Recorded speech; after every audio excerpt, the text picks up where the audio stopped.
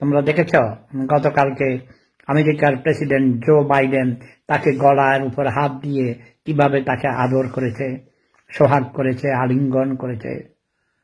তিনি ইচ্ছা করলে বাংলাদেশকে সিঙ্গাপুর, মালয়েশিয়া থেকেও আরো উন্নত। তোমরা তাকে স্মরণ করো, তাকে অনুসরণ করো, তাকে ভালোবাসো, শ্রদ্ধা করো, ধৈর্য ধরে অপেক্ষা। ডক্টর ইউনূস সাহেব, এটা তোমাদের জন্য সৌভাগ্য। কিন্তু তিনি অনেক ভালো মনের মানুষ, উদার মনের মানুষ। তার অনেক বড় ক্ষমতা আছে।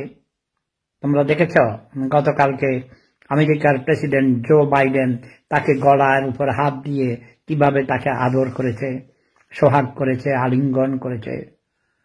তিনি ইচ্ছা করলে বাংলাদেশকে সিঙ্গাপুর, মালয়েশিয়া থেকেও আরো উন্নত। তোমরা তাকে স্মরণ করো, তাকে অনুসরণ করো, তাকে ভালোবাসো, শ্রদ্ধা করো, ধৈর্য ধরে অপেক্ষা। এখন ধৈর্য ধরে অপেক্ষা করো। নোবেল বিজয়ী ডক্টর ইউনূস সাহেব রাজি হয়েছেন, তাই তিনি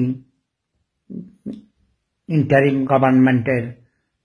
হে গরিবেরা, তোমরা কেমন আছো? তোমাদের চিন্তায় আমি অসুস্থ হয়ে গেছি। তোমাদের কথা ভাবতে ভাবতে আমার হৃদয় নষ্ট হয়ে গেছে।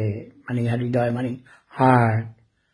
এ বাঙালিরা, দেশ স্বাধীন করে দিয়েছি, ৫৪ বছর হয়েছে।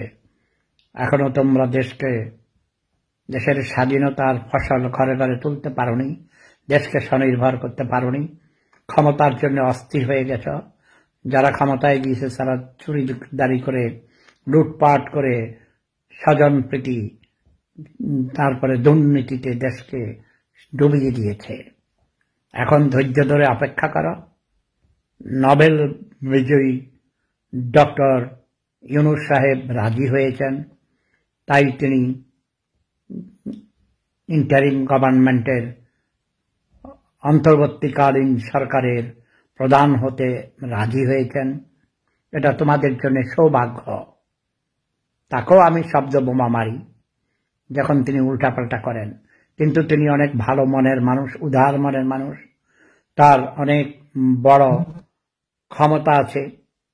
তোমরা দেখেছ গতকালকে আমেরিকার প্রেসিডেন্ট জো বাইডেন তাকে গলার উপর হাত দিয়ে কিভাবে তাকে আদর করেছে, সোহাগ করেছে, আলিঙ্গন করেছে।